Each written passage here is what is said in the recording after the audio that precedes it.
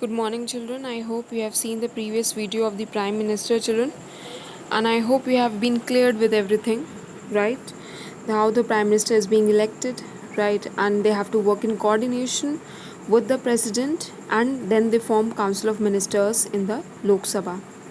Children, again, this video is in continuation with the previous video. I'll be explaining about lot many things, obviously, about the Council of Ministers, the categories in depth, and obviously the strength of Council of Ministers, children. So let's start now. Now, the formation of the Council of Ministers, the very first of all, the very first step of forming the Council of Ministry is what? Is the designation of a new Prime Minister. The very first thing before the formation of Council of Minister is the Prime Minister. First, he has to be appointed, right? And who is going to give him the appointment? Obviously, is being appointed by the President, right, children? And the everyone knows the majority party. The head of the majority party is the PM. As everyone knows, designation means the post. The very first step in forming the Council of Ministry is what? The very first of all is the Prime Minister. Next, the Prime Minister must be a person who can be sure of the support of the Lok Sabha. Obviously, he has to be, he has to be really have to get a willing cooperation of the members of the Lok Sabha. Then only you become the PM and the powerful PM, children. Obviously, Lok Sabha members has to give him the support, and everyone knows as he has come from the public votes, children. So he is a powerful person. Next, appointment of the ministers. I'm talking about the ministers over here, the Council of Ministers, children. And how do the Council of Ministers are formed, children? Everyone knows. Prime Minister, in recommendation with the President, appoint the Council of Ministers, children. Next, all ministers have to be member of either House of Parliament, children. And the qualification of the ministers is what, children? They have to be the member of either House of the Parliament, right, children? Be it Lok Sabha or Raj Sabha. Next, non-members must get themselves elected or nominated to either house within a period of 6 months after their appointment. Children, there is a criteria for the members who are non-members, who are not even a member of either Lok Sabha or Raj Sabha. They are being given the time 6 months to prove their membership, children. Afterwards, they become the member, right, children? So here what is the criteria for the non-members? The non-members must get themselves elected or nominated to either house within a period of 6 months after their appointment. Next, now, oath of office and the size, children. The president administers the oath of office and secrecy to the prime minister and other union ministers, children. So who maintain the oath of the office, children? Obviously, the president administers the oath of office, children. And obviously, whose oath? The president takes the oath of the council of ministers, children. Afterwards, next, if you see, he shall be a true faith and allegiance, uphold the sovereignty, integrity of India. And what is in his oath? What they have to say, children? Obviously, everyone knows. True faith and allegiance, right? Uphold the sovereignty and integrity of the nation. This they have to say in their oath. And who in whose presence they will take an oath? They will take an oath in the presence of the President of India. Next, the Constitution 91st Amendment Act limit the size of Union Council of Minister, and everyone knows Amendment Act, 91st Amendment Act in the Constitution has limited the size of the Council of Ministry, children. And what is the size? As I already explained you, 15% of the total number of members of the Lok Sabha, children. So here, 15% of the total member of the Lok Sabha shall not exceed, right, children? That means whether it is effective strength, that means 545, or the majority strength, right, children? Next, now, categories of ministers. So there are different categories of ministers. Almost as I have already explained you, there are 3 categories of ministers, children. The first category is the cabinet ministers, right? Cabinet ministers, the real brain behind the working of PM, children. And the very first category is the cabinet. The next category is the Ministry of State, and the third category is the deputy minister, children. Here, what happened? The first category is the cabinet ministers who hold major portfolio like home, defense, finance, and external affair. Now, these cabinet ministers, children, what are their qualities? The very first of all, they are 25 in number, children. They are the most important, the officials of the council of ministry, children. And here they are being given by the PM different portfolios or different posts, like for example home, defense, technological and external affair ministers. They all are cabinet ministers, right? obviously who has distributed the portfolio, who can be the external affair minister or the railway minister or children or the finance minister, just for example. So this portfolio has to be decided by the PM, children, and afterwards PM can distribute the portfolio to the cabinet ministers. Always remember, children, only cabinet ministers can get the portfolio and not any other ministers, be it minister of state or deputy minister.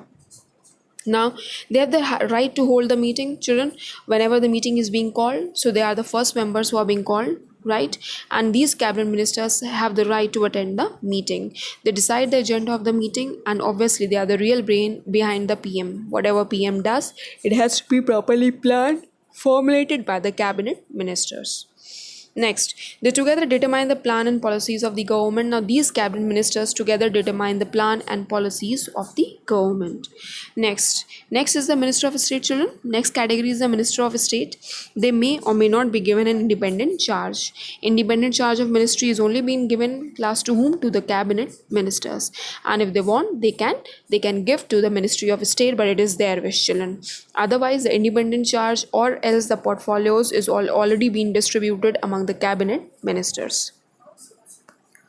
Now, children, next is a deputy minister. The last category of the minister is a deputy minister, children, who are junior members and are placed under senior ministers, children. They are the junior members, obviously, and they're placed under the senior ministers, children. They take no part in cabinet deliberations. They take no part in cabinet meetings, children. They are just been there to assist the senior ministers. Now, tenure. Let's come on to tenure. This is the most important part of this chapter, children. Tenure means the term. Now, the constitution says the minister shall hold office during the pleasure of the president, children. They try to say that over here you have to pay attention, children. Tenure means the term. So here, if suppose the question can be asked, what is the tenure or the term of the council of ministry, children? So here we have to mention that council of ministers have to ensure the pleasure of the president. Why? Because everyone knows they are being appointed by the president as well. Though council of ministers are being appointed by the PM, but PM has to work in coordination in recommendation with the president before appointing the council of minister. So here the council of ministers responsibility increases, children. They are being responsible to the PM as well as to the president. So if they wanted to stay in house, they have to enjoy the pleasure, right, children? They have to hold office during the pleasure of the president. They need to prove themselves. They have to be good in the eyes of the president, children. The Council of Ministers is collectively responsible to the House of the People, and the next responsibility of the Council of Ministers, children, is the Lok Sabha, children. They have to secure the willing cooperation, children, and they are responsible to the House of the People because they are firm over here, children. Right. Now, the president cannot dismiss a prime minister as long as he enjoys the support of the majority in the Lok Sabha, children. Here, the president cannot dismiss a prime minister as long as he enjoys the support of the majority of the Lok Sabha. That means, children, PM power is powerful, right? As long as he enjoys the majority, president cannot interfere in dissolving the prime minister, children. Prime minister can only be dissolved only through no confidence motion, and that to be proved with 2/3 majority in the same house by the opposition party, children. Then only the PM can resign.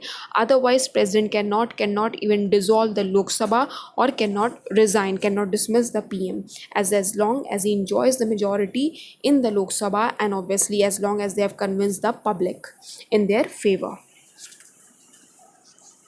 Next, there are following committees as well, children. Though we have cabinet ministers, we have cabinet committee as well, children.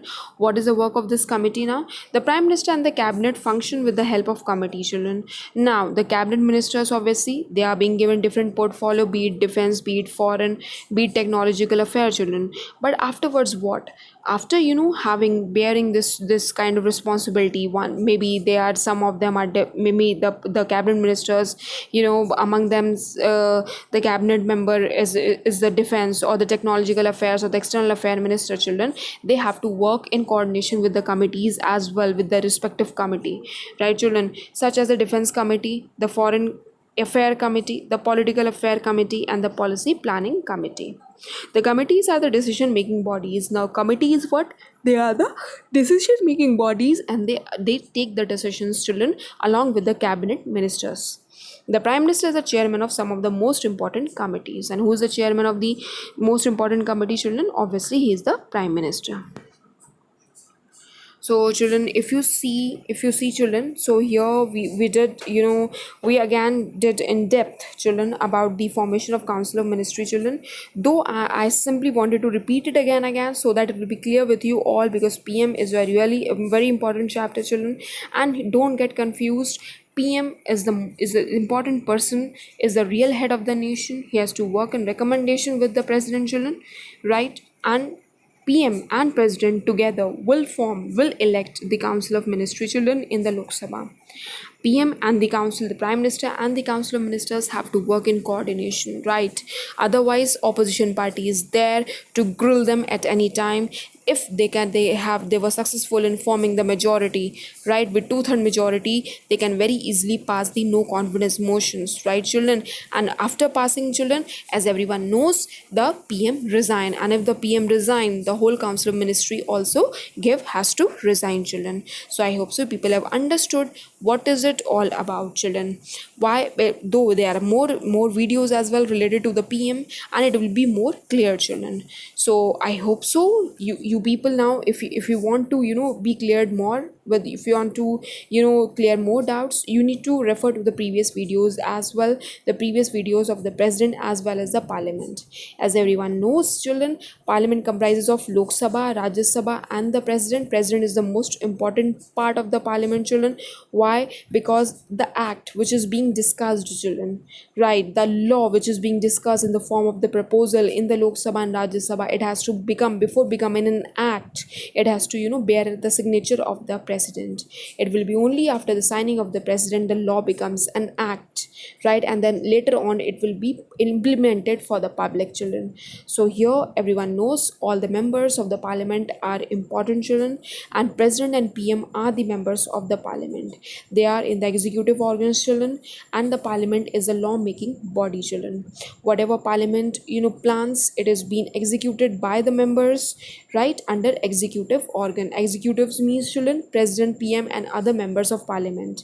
President, PM are at the central level, children, and we have another level of members like state CMs or state governors at the state level, because I already told you that our country is a federal setup country, children. Here there are two forms of government, union or central, and a state, children, right? And the powers are being divided into these two forms of government, right, children? So, and obviously our constitution makers have already stated that our country have to adopt the parliamentary system of government, where PM will be the head of the nation. He is being elected directly by the public, and as everyone knows, public is having the power, children.